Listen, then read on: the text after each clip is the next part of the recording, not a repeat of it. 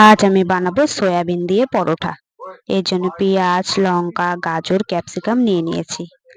এবার আমি প্রেসারে আলুগুলো দিয়ে দেব। এবার জল দিয়ে দেব। সামান্য নুন দিয়ে আলুগুলোকে আমি সেদ্ধ করতে দেব। পরোটার জন্য আমি 2 কাপের মতো আটা নিয়ে নিয়েছি। এবার আমি পরিমাণ মতো নুন দিয়ে দেব। 1 চামচ ঘি দিয়ে দেব। মেখেই আমি ময়ম দিয়ে দেব।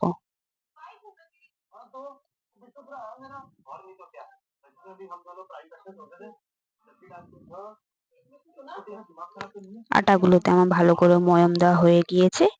এবার অল্প অল্প করে জল দিয়ে আমি আটাটি মেখে নেব।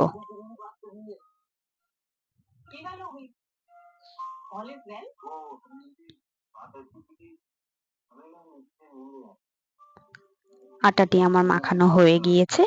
এবার ঢাকা দিয়ে আমি কিছুক্ষণ রেখে দেব। সয়াবিনগুলো আমি আগেই জলের মধ্যে ভিজিয়ে রেখেছি। সয়াবিনগুলো আমার নরম হয়ে এসেছে। এবার আমি জলটিকে চিপে ছেঁকে নেব। এরকম করে সমস্ত সয়াবিনকে আমি চিপে নিয়েছি। এবার আমি সয়াবিনগুলোকে মিক্সিতে দিয়ে দেব। মিক্সিতে দিয়ে এরকম করে পেস্ট করে নিতে হবে। আলুগুলো আমার সেদ্ধ হয়ে গিয়েছে। আলুগুলোকে আমি ছেলে নিয়েছি। এবার আমি আদা রসুনকেও এরকম করে ঘষে নিয়েছি। সমস্ত পেঁয়াজ, লঙ্কা, ক্যাপসিকাম, গাজরকেও কুচি কুচি করে কেটে নিয়েছি। কড়াইতে সর্ষের তেল দিয়ে দেব। তেল গরম হয়ে গিয়েছে। পেঁয়াজ কুচিগুলো লাল করে ভেজে নিতে হবে। এবার আমি কাঁচা লঙ্কা দিয়ে দেব। এগুলোকেও হালকা ভেজে নেব।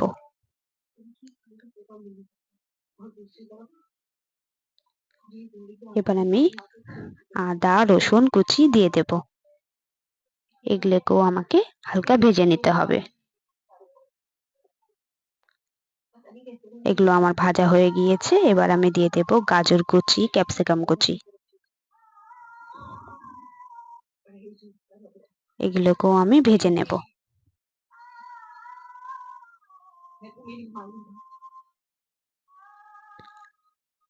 এবার আমি যেই সয়াবিনগুলোকে মিক্সিতে পেস্ট করে রেখেছি ওটা দিয়ে দেব। এগুলোকেও আমি এবার ভেজে নেব।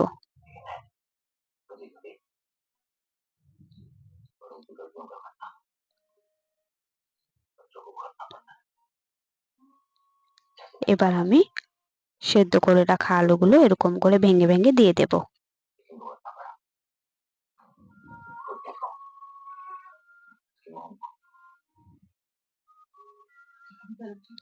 এবার এগুলোকেও এর সাথে ভালো করে মিশিয়ে নিতে হবে।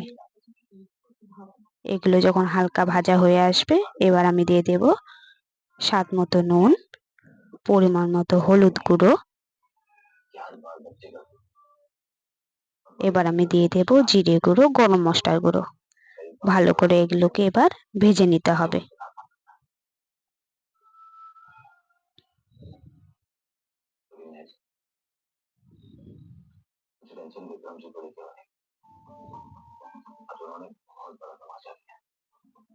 এগুলো যখন ভাজা হয়ে যাবে আলুগুলোকে এরকম করে ঘেটে নিতে হবে। ঘেটে সবগুলোকে ভালো করে মিশিয়ে নিতে হবে। এরকম করে সবগুলোকে মিশিয়ে নিতে হবে। এবার আমার এটা হয়ে গিয়েছে। নামিয়ে নেব। নামিয়ে ঠান্ডা করে নেব। সয়াবিনের এই ডোটি আমার ঠান্ডা হয়ে গিয়েছে। এবার এটিকে গোল গোল করে নেব। সবগুলোকে আমি এরকম গোল গোল করে নিয়েছি।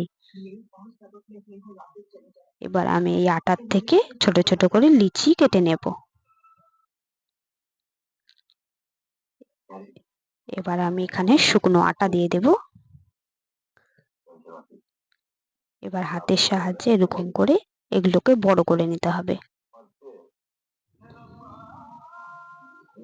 এবার আমি এর মধ্যে ওই সয়াবিনের মাখাটি দিয়ে দেব। এবার এরকম করে ভালো করে এদিকে মুড়িয়ে নিতে হবে।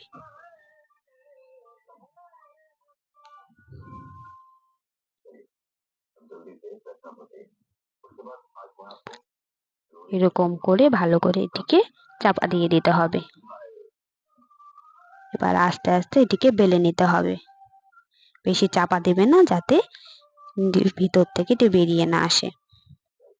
হালকা আছে এটিকে বেলে নিতে হবে। এবার উপর থেকে একটু পেঁয়াজ কুচি, ক্যাপসিকাম কুচি এরকম করে দিয়ে দেব।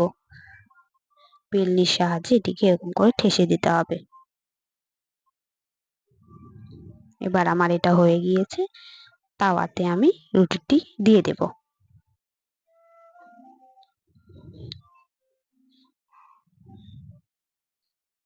এপাশ ওপাশ করে ভালো করে সেঁকে নিতে হবে।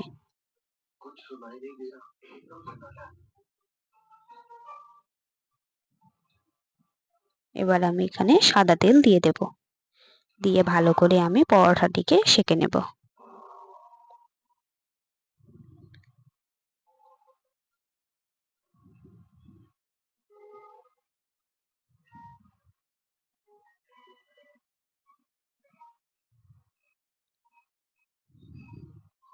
পরোটাটি আমার হয়ে গিয়েছে, এবার নামিয়ে নেব।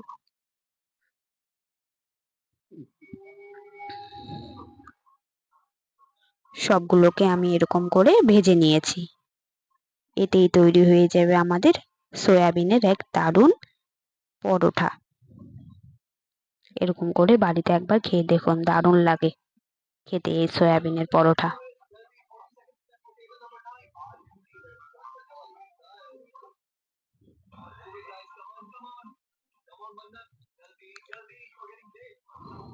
এটিকে আপনারা কোনো সবজি বা আচার দিয়ে খেতে পারেন, দারুণ লাগে।